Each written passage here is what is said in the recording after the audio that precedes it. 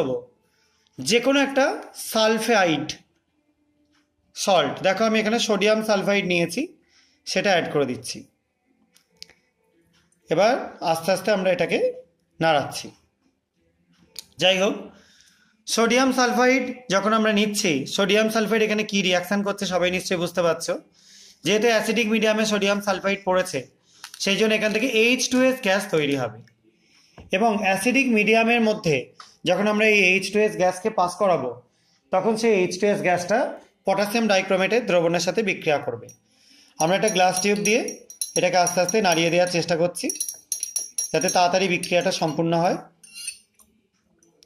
দেখো সলিউশনের কালারটা দেখতে পাচ্ছ আস্তে আস্তে চেঞ্জ করে যাচ্ছে এবং আস্তে আস্তে একটু গ্রিনিশ হয়ে যাচ্ছে, সবুজাভ হয়ে যাচ্ছে এবং তার সঙ্গে টার্বিড হয়ে যাচ্ছে, দেখো ঘোলাটে হয়ে যাচ্ছে। তাহলে এই যে বিক্রিয়াটা ঘটলো এখানে, এটা কি ঘটলো এবং কেন ঘটলো এটা নিয়ে এবারে আমি এক্সপ্লেন করে দেবো।